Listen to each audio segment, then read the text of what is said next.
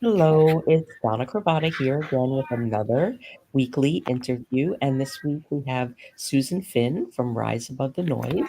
And Susan is a digital marketing strategist for coaches and consultants, but she's got a bit of a twist. Susan helps coaches and consultants rise above the noise and transform their approach to how they do marketing, so that you are actually reaching people and that it becomes an act of service. And I really love that. And while you're doing this, you're also creating systems in your business that protect your time and your energy, our two most precious resources. And I'm going to hand this over to Susan. But before we do, I just want to say if you hear any background noise, it's joyful background noise because Susan is with her family and she's with her daughter and her grandchildren. And you'll hear children in the background and the making of macaroni and cheese, and that's just life. So we're taking it all as it comes. Susan, do you want to add anything to that?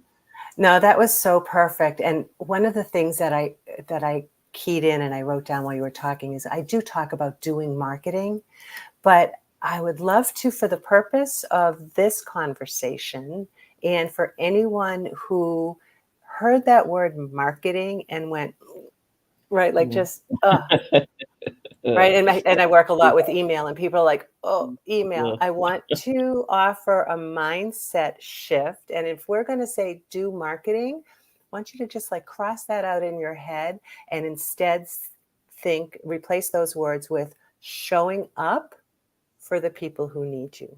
So, for the Yes. purpose of this conversation, anytime that anybody is talking with me, that is really the shift that we're going to make it easier for people to do marketing. Yeah, it is so true.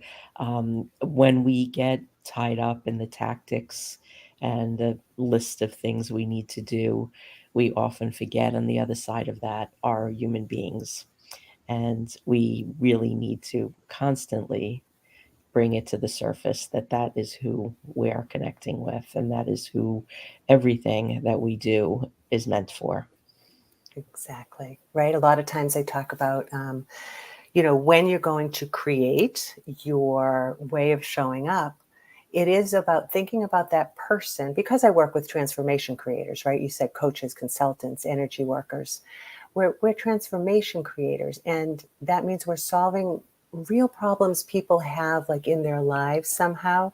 And somebody wakes up at 3 o'clock in the morning and they just can't get back to sleep. Something's bugging at them. They can't sleep. They sleep too much. They can't eat. They eat too much. They argue. They don't hold their, or they just don't speak their, whatever it is that a person is struggling with. They don't know who to turn to necessarily. It's not like when we had the village where we could go down to the village Mhm. well and talk with the aunties and the bubbies and everybody. Right now, it's like we kind of feel isolated.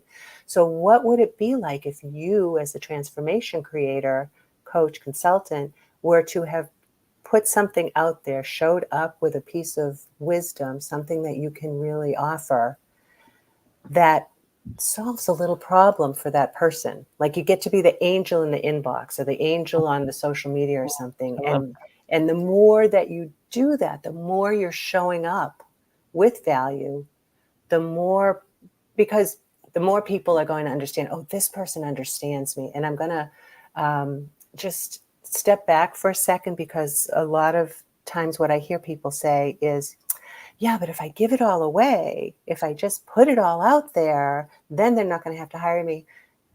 We all know that. everything is out there already. They're not looking for more information. They're looking for somebody who understands them Yes. and can bring them to the other side of the gap that they're at. Yes.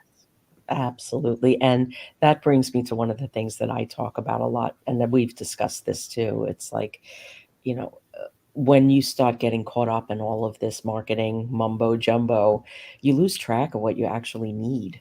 That's So if you take a step out of that noise and you think like, how many clients do I actually need in my business? Or how many books do I need to sell? Or how many podcasts do I need to get on? Whatever that goal might be, the number is so much smaller than what you're building for Right. in many cases. And then if you just kind of take a realistic approach from there, everything becomes easier. Like, I mean, most people that I work with, they need like 20 clients a year.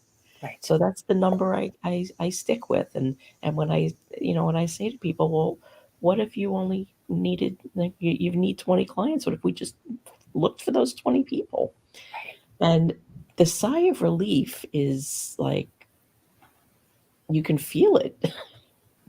Right. And to even back that up a little too, because often I'm working with people who are kind of just getting started with their online presence, just getting started dipping their toe into how to show up Mm. with consistency and offering value. And I just say, let's just get you one client. Yeah. Let's get you one to get started with, Mhm. collect a testimonial, collect some case studies, collect, understand, and then next time it's two, Mhm. and so on, to your point. I know you Yeah. said that on the interview yesterday in Rise Above Noise, and I thought, yes, what a sigh of relief, collective sigh of relief. Yeah. Yeah. I took Seth Godin's Alt MBA program, Mhm. and one of the things that really was a big piece that I took from that was his concept of smallest viable audience. Yes. And it's not so much niching down, but it's finding like the smallest viable audience of the people that you want to connect with. Right. So it's not necessarily connected to a demographic. It's more connected to people that care about the same things that you do and that care about the work that you do, because that's going to help them have the transformation that they desire. And when you kind of break it down that way, it really changes everything, because, from a numbers standpoint, to get in front of 20 people that are like, defined, you need to get in front of 1,000 people instead of Right. 50,000 people. Right. So, Right. like, what do you have to do to get in front of 1,000 people? I mean, that could be one podcast interview. Right. Right. And I think too, what you were just talking about reminds me of why I have decided to work with the people that I work with, right? Coaches, Mhm. consultants, energy healers. It's because I love the way they show up in the world. I love the magic that they're bringing to the world. I love the language that we speak as transformation creators. And that's who I want to spend my days with, is being a guide so that they can go out and do the good work in their world. I have my zone of genius, which is Mhm. not theirs, which is not Yeah, yours, right? And how can I be a force for transformation through helping other people connect with more people? the ripple effect That's is right. is big. So there's one thing that you say. You say that you are part coach, part mentor, and 100% connector. And I can attest that this is true, because this woman right here has introduced me to so many incredible people, and we've only known each other for a few months. So, can you talk a little bit about how this kind of works into your day and what you do? Sure. I would say, I guess it's just people are connectors, right? You're a connector, you're connecting through. All right, so that's life. That's the bloodhound back there. Sorry about the barking, but it is life. Um, so coach we just talked about, because when I think about coach versus being, somebody who takes action, tells you what to do. Coaching is listening. Coaching is guiding. Coaching is saying, right, here's what you love. Here's what doesn't give you joy. Let's do more of what gives you joy, because then you're going to be more consistent and you're going to be able to show up better. Same thing with the mentor. Well, I can say, well, I've been there. Like, that's all being the wisdom of having done this for so long. The connector just kind of comes along with it. I started the Women's Business Network of Southeastern Massachusetts. I think it was about 19 years. Oh, it had to be longer than that. Oh, so let's say 20 years ago. And I was the director for about 12 years. And what gives me joy is learning everybody's story. Again, it's about listening and learning and enjoying the stories of people who come to you, and understanding what people's zones are, who they need to meet, and how to make those connections. And of course, LinkedIn makes that so easy to just do it. a cyber intro here or there. Oh, you've got to meet this person. You've got to meet that person. And not Yeah. only to other people, but I would say also tools, because much like you, Donna, I love to try out all of the tools. Then I Mhm. can say, oh, this one, understanding where a person is in their journey, this tool would be better for you, or you might be ready for this tool. Mhm. Yep. Yeah, I found a new one this morning and I got very excited about, and I already shared it with somebody. Right. And that's connecting in different ways, right? We're all Yeah, here to yeah. lend our excitement, our value to the people Mhm. that we meet along the way. Yeah, and it's also, to take that one step further, it's also a great way to, grow and expand into an audience. So if you use a tool in your business or you recommend that tool to clients, you can reach out to that, tool, the company, and maybe write a blog for them or be involved somehow in their communications. Oh, I love that. It's Oh, now see, you just gave me an idea. Yeah, that's a really good way to because if you're recommending that tool and your clients are using it, they have an entire community of people using that tool. Oh my gosh, we could do a whole separate show just about all the tools we love. That would be fun. That would be fun. But let's stop with the tools because I Yes. can go on and on and on. What Ask it I up. really wanna know is what happened to you when you turned 50? Because I know something Yeah. happens to every single one of us. Yeah, I don't always have a good concept of time. I can tell you where I'm at now, which is over Mhm, 60. mhm, I have I am enjoying things so much. You and I were just talking about this a little bit ago.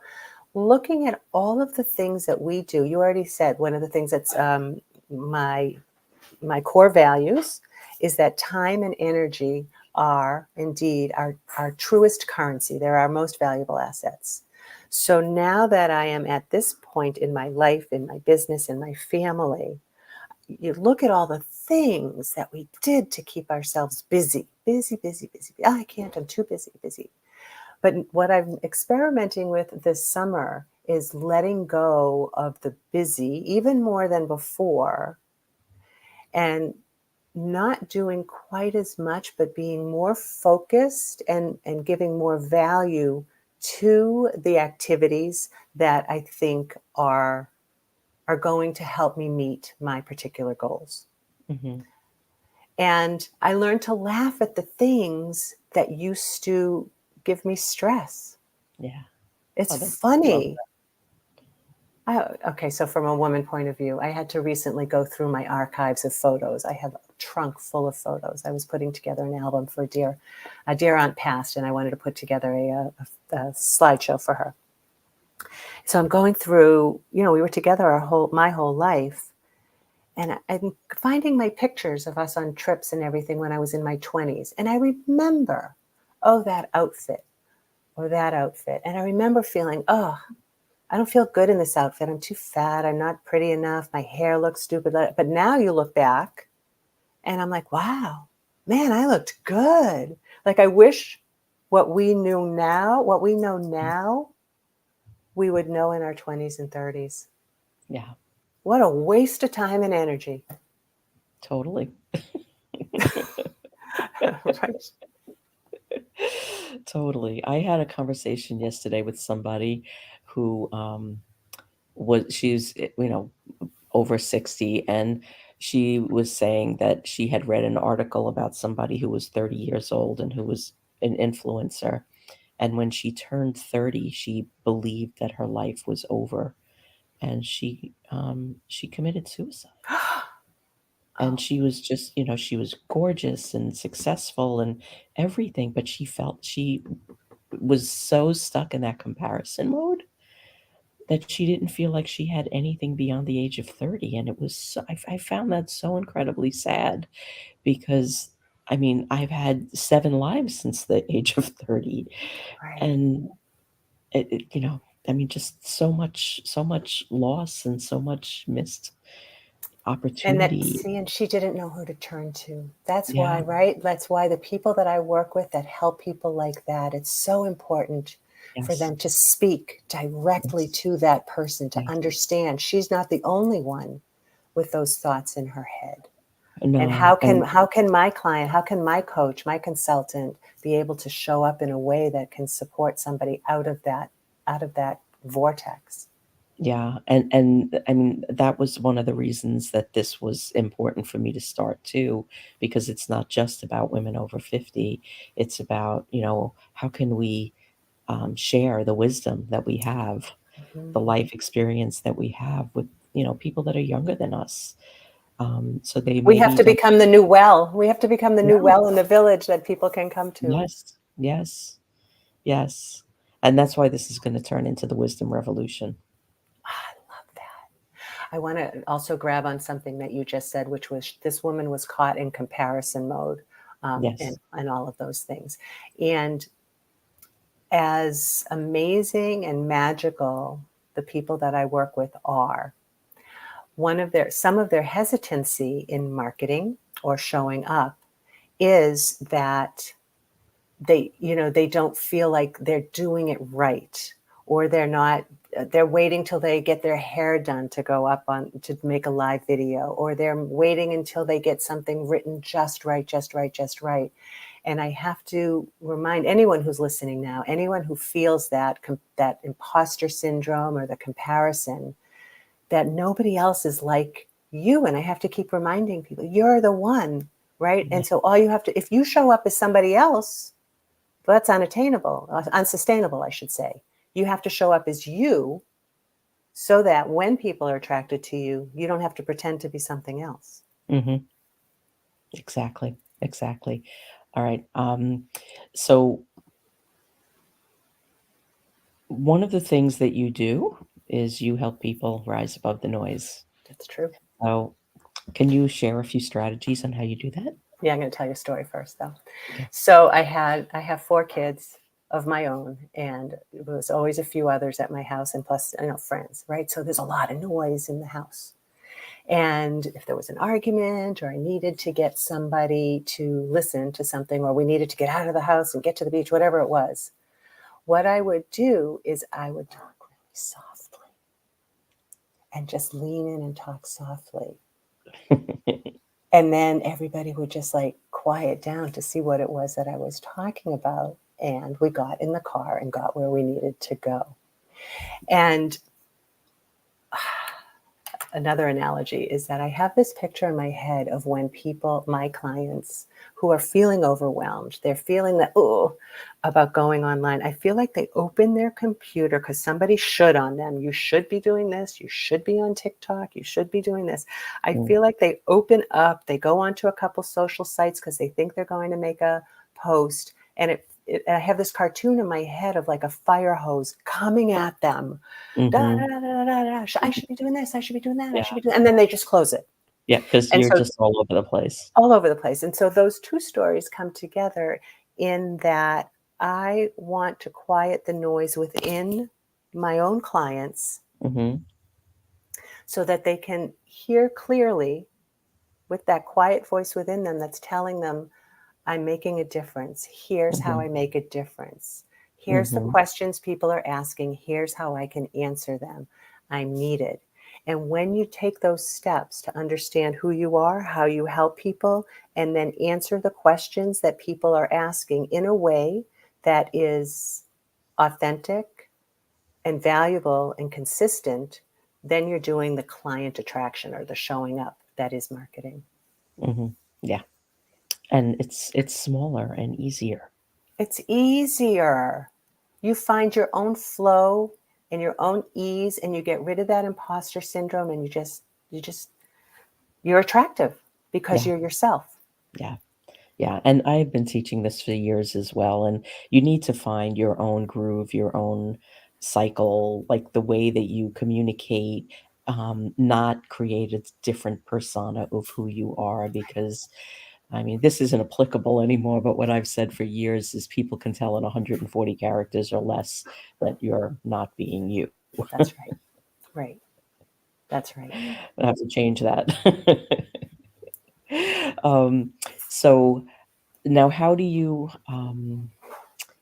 what are some other ways that you help people rise above the noise, and how did you build this into a community? Because you have an entire community around this too, in addition to how you work I with your do. clients? Yeah, I think the community came from my love of being a connector. When I was Mhm, when I had the Women's Business Network, I didn't want that community to end. So maybe I started the group back then of just like, hey, let's hang out here. And, with prompts on the Rise Above Noise free Facebook community. We'll put the link in the show notes. Um, there's daily prompts and people answer them and they start conversations. And I have seen those conversations turn into collaborative workshops, um, separate business things, people supporting each other, lots of referrals. And it's just, again, it's kind of like the village well, where we're mhm, all kind of hanging out and mhm, helping. And there's a lot of groups out there that are like this. This one, I like to focus a little bit more on, business and in particular marketing. mhm, As far as how I work individually with my clients, I have an understanding of the whole umbrella of marketing, and I am pretty much going to be able to advise on any of those areas. But my zone of genius is in client attraction and list growth strategy through email and nurturing through email, because I understand the chaos and the energy suck of social media. We need to do it. There's ways to mhm, do it, but we're going to focusing on what's the message that you're going to write. And if we're writing a message, let's say it's a weekly email or biweekly email, we're not writing to the 10,000 people. We're writing to that mhm. one person that woke up at three Yes, o'clock in the morning. yes, And so, what yes. do you need to tell that person to help? What's the one thing you can help her with today? Great, let's Mhm, do that. And it's not like we're going to sit down and start writing the one thing that you're going to help her with today. It's that you already have made a list of the 50 things that you can share that's going to help people. And that's a whole week's worth. I mean, I'm sorry, that's a whole year's worth of content. You have 50 mhm, questions people ask you, 50 pieces of mhm. content. Exactly, exactly, and, um, AI tools can take that list and help you create more content out of that, that is in your voice and, is consistent with the way that you, communicate and the way that you interact with people, so it doesn't need to be as overwhelming as it has been in the past. That's right. Exactly, And exactly. And it yeah. just gets you over, like we were talking about yesterday, it gets you over that speed bump. What should I write about? Mhm. Right? Yeah. You're not going to copy paste it, but it's going to get it's going to lube up your motor, right? Like get you going. Yeah. Yep, exactly, exactly, and, so here's another thing that you talk about that really caught my eye, taking action each day to shine your light. So, what is something that somebody can do every day that that just becomes part of their routine and kind of gets them into that mode of marketing and sharing and being visible? Well, I mean, there's all the marketing things we can talk about, but I'm actually going to take it off of marketing for just a second and talk about a tool that Mhm, seems to have helped some of my clients to overcome some of that chaos or some of that resistance. And I invite them to do a little bit of morning, the morning pages, the artist's way, the morning mhm, yep, pages, really tiny. where, Mhm, right? And so I'm not telling you you have to journal your life away. I don't even tell you what you're going to write about, no topic.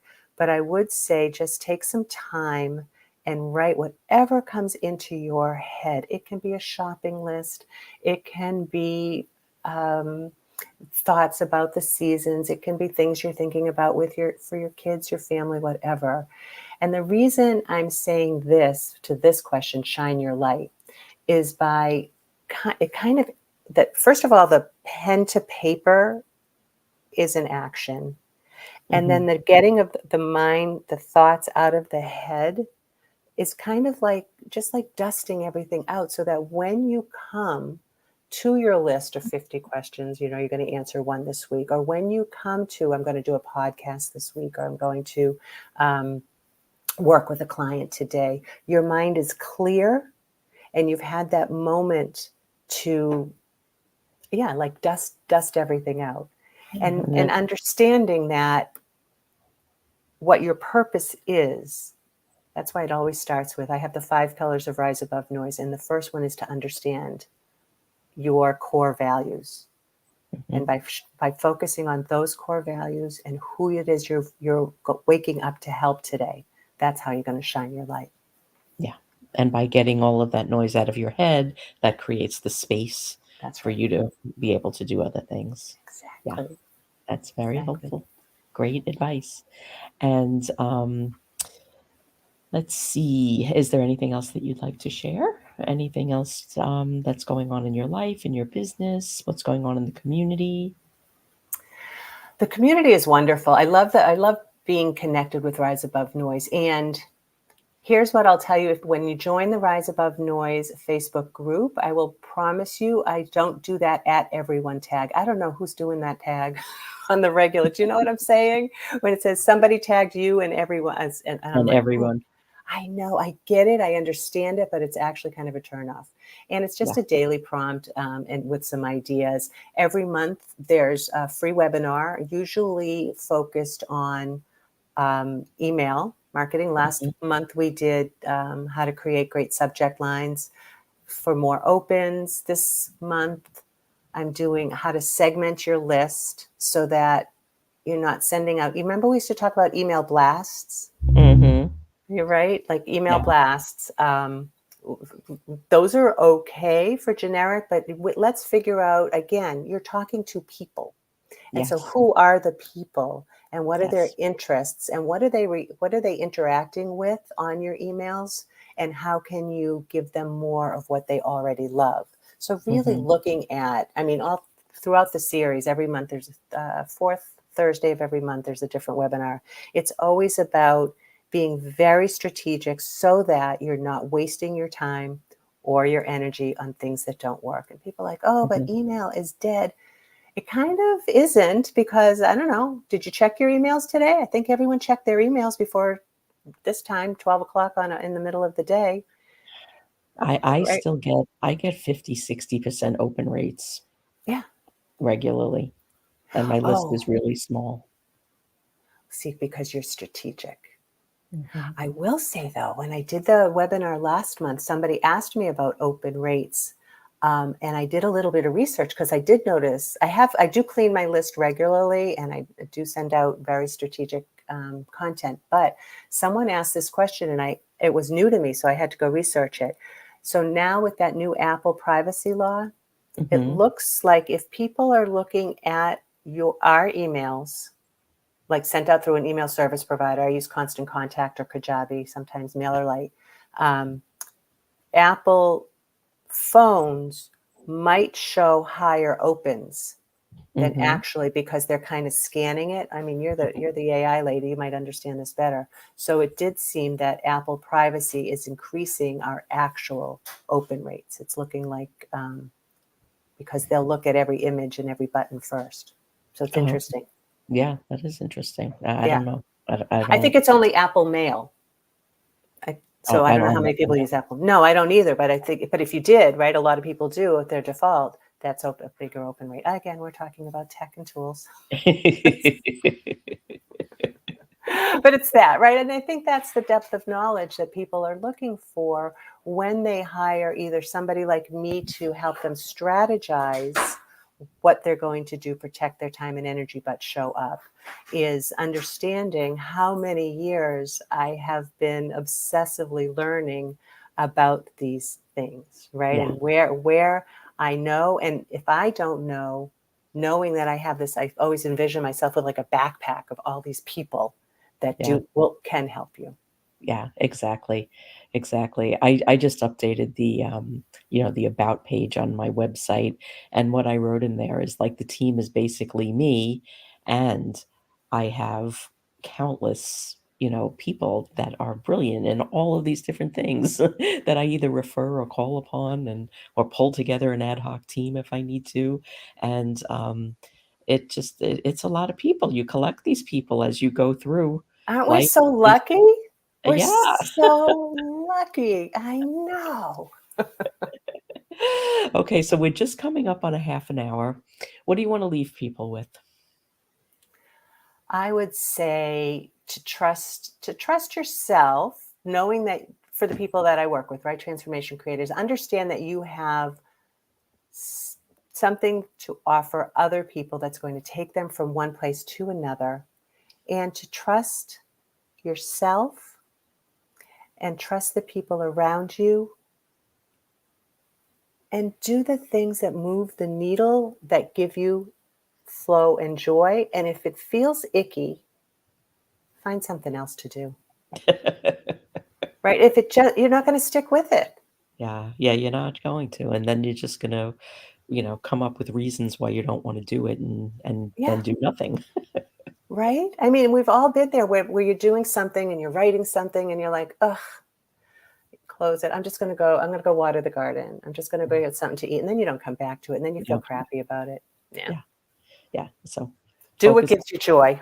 Yeah, focus on what makes you happy. Those are good words to end with. Susan, thank you for joining us today, and Thank you for everybody having can connect with Susan on the Real 50 Over 50 website me. Mhm. and also her website, which is riseabovenoise.com. We will include links to her community in the show notes and on her Real 50 Over 50 spotlight page. And thank you for spending some time with us Thank you so today. much and thank you for the light you bring to this world, Donna. Like, look at what you're doing. This wisdom, what did you call it? The Wisdom wisdom. revolution. Yes. Let's do it. Yeah, I mean, I this week I connected with a bunch of people. I think we'll hit 70 people on the website by next week. Amazing. Yeah, which is it's pretty cool. I'm very excited about this. And come back next Wednesday for another interview. If you are listening on the replay, put some comments in there, tag us. We will come back and we'll respond. Have a great Wednesday, everybody, and we'll see you back here next week.